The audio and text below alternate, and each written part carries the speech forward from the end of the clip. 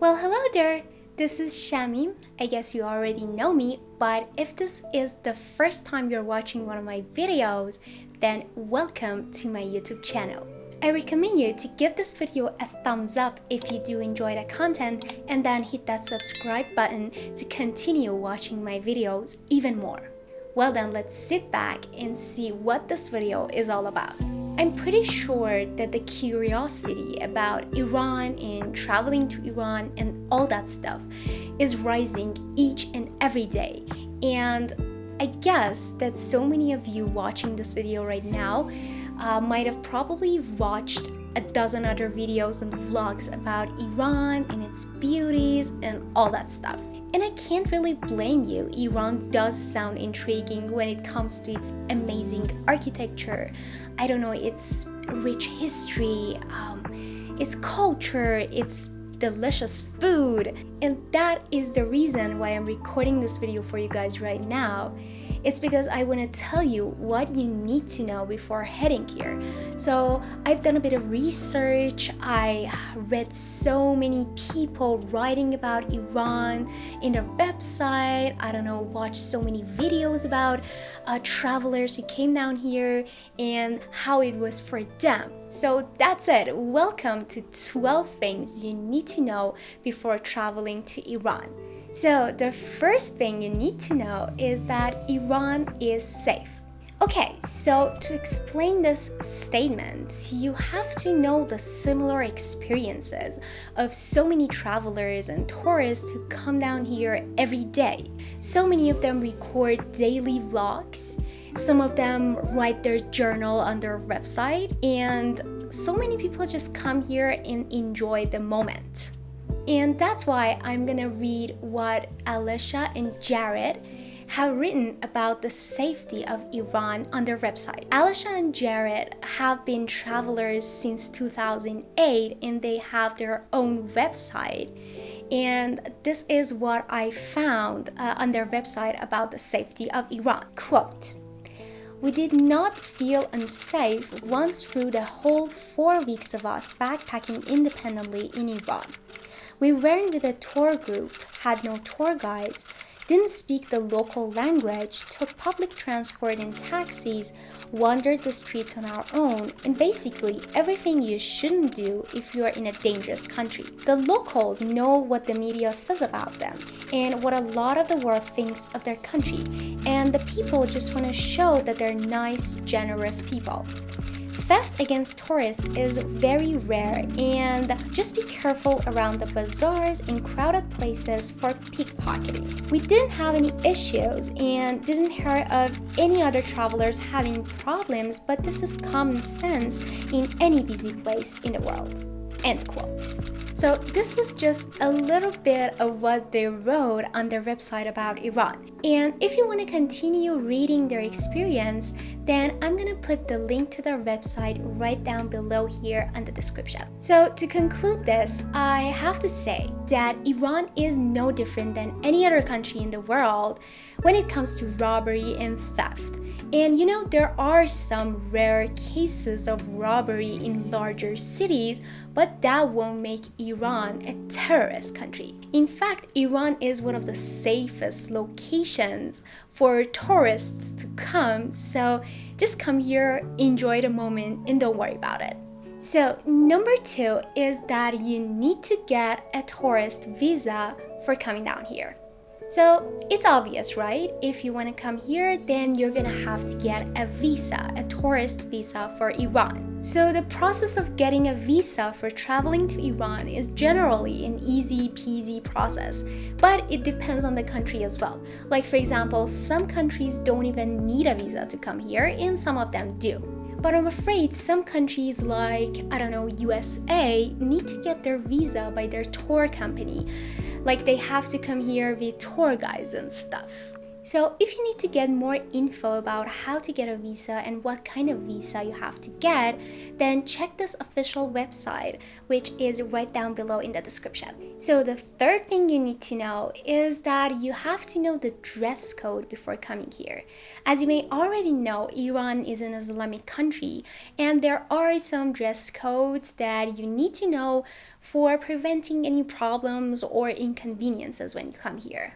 So like for example, for women, the dress code is to cover the hair, hands, and legs as well. So you can bring some long sleeve shirts and some long pants and a scarf to cover your hair. No big deal. And for men, it's best to bring some long, lightweight pants and some jeans because you can't wear shorts in public. Although you can wear t-shirts and other stuff, but that's about it.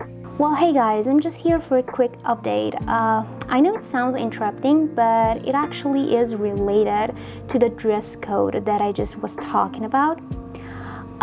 It's about a week since I recorded this video, and it's regarding to that dress code thing. It's about 5 days now that something terrible, something horrific and disgusting has happened in Iran. I'm sure you have heard of the name Mahsa Amini. Her name is trending all over the social media, in Twitter, in Instagram, everywhere. If you don't know her, I'm just gonna tell you the story.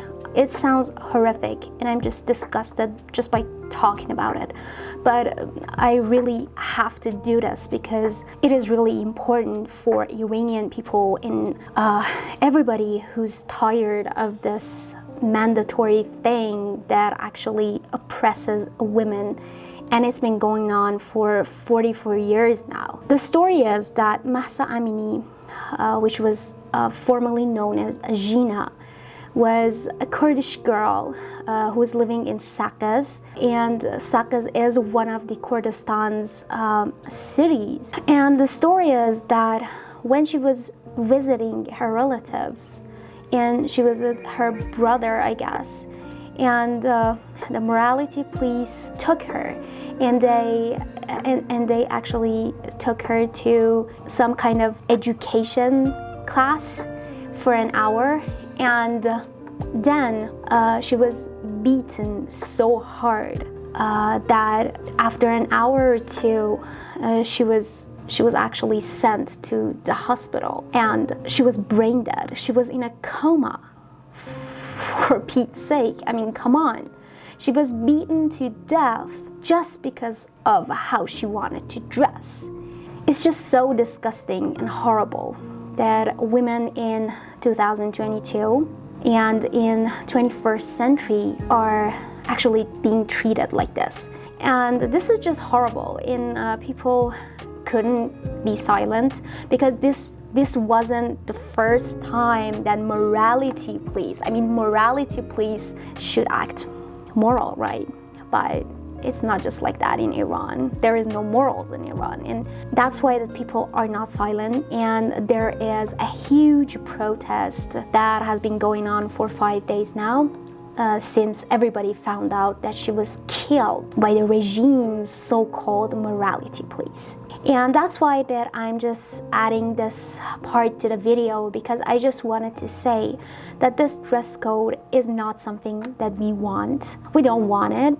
And that's why everybody's protesting, not just women, but men as well. We want to change this policy, but as of right now, it still hasn't changed. So that's why that I'm still going to put this number 3 thing, the dress code thing on the video, but I just wanted to add this, and I just hope that these protests actually get heard and be heard by everybody in the world, by the people all around the world. And I just hope that one day comes that Iran's actually free of all these horrible things, horrific and barbaric things that has been going on for so many years now. And that's it. I just wanted to tell you this, and let's get back to the video.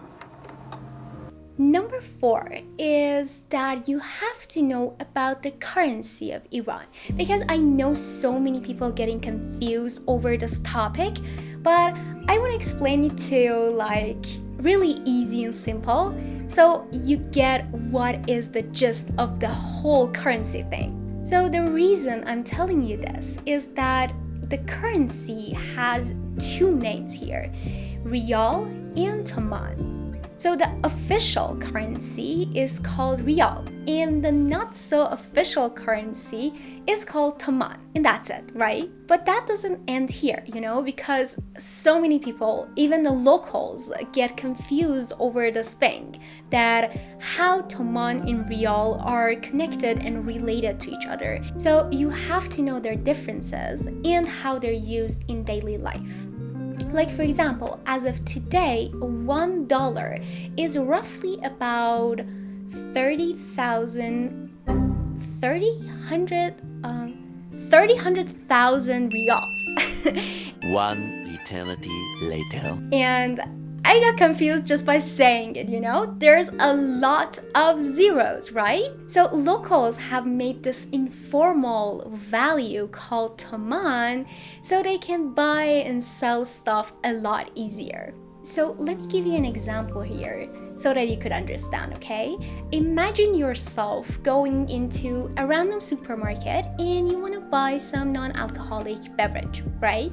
And then you look at the bottle to see the price and it's 150,000 riyals, okay? Then you go to the cashier to pay the price and the guy tells you the price in Taman. And then you get confused and you actually don't know what to do, because if you do pay in riyals or in Tamans, you might get ripped off. Well, let me tell you the solution to this thing. When you see an item like that bottle and it's 150,000 riyal, you just have to drop 10 and then voila, it's 15,000 taman. So you get the taman value. But the fact is that no one's actually willing to say all those zeros again, like 15,000 taman. So this is what they do.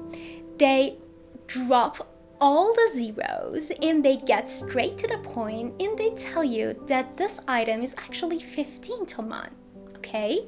So when you see an item which is in riyal, all you have to do is to drop 4 zeros and then you get the value in taman. Number 5 is that you have to bring a lot of cash with you, and that's because it's really important though, you have to do that, because if you don't, then you're gonna be in trouble, because none of the ATMs actually accept credit cards and debit cards like PayPal and etc.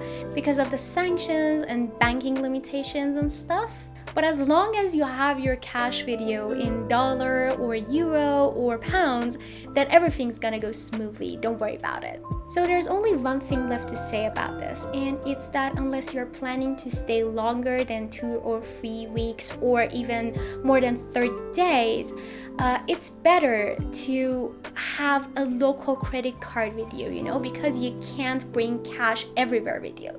So it's best if you get a local credit card from any bank near you. So number 6 is that you need to buy a local SIM card. I mean, it's not a necessity, you don't have to, but it's better if you do, because it's really simpler this way. In that way, you won't have any problems with calling your families and friends, you won't have any problems with internet, and everything's gonna be cheaper. And you can even use the Persian Uber, or already known as Snap, to get somewhere if you need it to go as soon as possible. So number 7 is kind of really funny, because you have to know the concept of a taruf. So what is taruf? Taruf is a Persian word, and I can't really find any English words for taruf. But it's important that you do know about it. So let me tell you what it is. So taruf is one of the most used habits of Iranians when they want to respect their families and friends. So let me give you an example to make it more clear, because it has happened to me a lot lately. So I'm going out with a friend to get some coffee or something, And then on the way back, my friend invites me to her house. And the fact is that we've been hanging out for some time and now it's 10 p.m., okay? And the fact is that my friend doesn't really mean that I have to go to her house, She doesn't really mean it. She just tells me to come to her house because it's better this way, it's more respectful. It's because she respects me, she cares for me, that she invites me to her house. So another thing that might happen to you is that you go to buy some souvenirs for your families and friends back home, and the owner tells you that it's on the house and you don't need to pay anything. And then you get kind of confused and you're thinking to yourself, what the hell is going on? And that is actually a typical example of tarif in Iran. And the fact is that you have to insist on paying, and then if the owner accepts, you can pay. But let me give you a tip here. If you insist more than 2 or 3 times, then maybe it really is on the house. And because Iranian people are so hospitable, they really want you to have that souvenir as a present or a gift. So I'm sure it sounds a little bit weird for you at first, but once you're here, you're gonna get it soon enough. Don't worry about it. So number 8 is that drinking alcohol is illegal, and I want to add in public, and I'll tell you why in a minute. But before anything, it's important to know that you won't find a place like a supermarket or a bar that you can buy or drink alcohol so casually. But it's not like that Iranian people don't drink alcohol, absolutely not. But maybe there are some percentage of people who are not interested in alcoholic drinks because they're religious or something. But that rule doesn't apply to everyone. So people do drink alcoholic drinks, but not in public. And in fact, you might even get invited to a friend's house or a party, and then you can find some alcoholic drinks. So don't get surprised and just enjoy. So number 9 is that weekends in Iran are actually on Thursdays and Fridays. So unlike almost the rest of the world, Saturdays and Sundays are not the weekends in Iran, and you might get surprised when you're here, but Saturday is actually the start of the week, and Thursdays and Fridays are the actual weekends. So if you have any business to do in Iran and it's only available on work days, then make sure to keep this in mind to prevent any inconvenience. So number 10 is that you are gonna need some VPN to access some platforms. So another absolutely important thing to know before coming here is that due to the limitations and censorship, there are some platforms that are not available without VPN. But you gotta know that not all the platforms are restricted and unavailable. Like for example, Instagram and WhatsApp are available. But if you use platforms like YouTube, Twitter, Facebook, Telegram, etc., it's best to have some VPN beforehand so you won't have any problem accessing all these social media platforms. So number 11 is that it's better to learn some basic Persian words. So the thing is that the majority of Iranian people know at least some basic English and they can communicate with you. So chances are that you won't even have any problems if you stick with English. But that's not always the case because you might face some older people who are from the past generation and they don't know any English, so they won't be able to help you if you ask them any questions. So I suggest you to have a Google Translate with you, or at least learn some really basic Persian words because it's gonna come in handy. And besides, Iranian people are so hospitable and welcoming, and that would make them so happy to see you speaking some Persian words, even if they're so basic. So I don't want to go into details about this, but I'd like to tell you a few simple Persian words that are gonna come in handy if you ever decide to come here. So first things first, if you want to say hello to someone, you can always say salam. If you want to thank someone, you can always say merci, which means thank you. Although it's originated in French, but it's almost used every day in daily conversations. If you want to ask someone how they're doing or how are they, you can always say chatori, which means how are you? If someone has thanked you and you want to say you're welcome, you can say خواهش میکنم, which actually means you're welcome or no worries or no problem and stuff. If you wanted to get someone's attention to talk to them, you can say ببخشید, which actually means excuse me in English.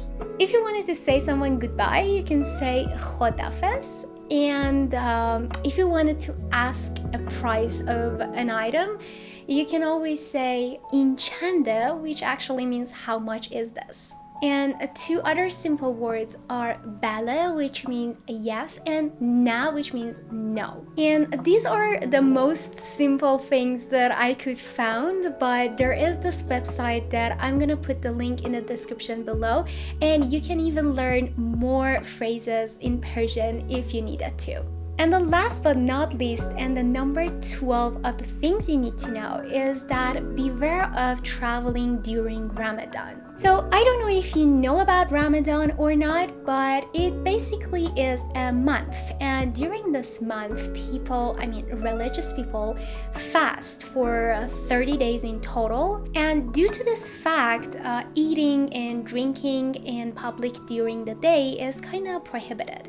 So you might want to reconsider about traveling during this month if you need to.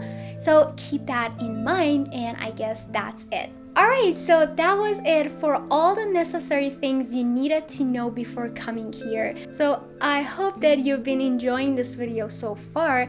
I also have made this video about Iranian stereotypes, and it's kind of interesting too. So you might want to check it out if you want. It's right here.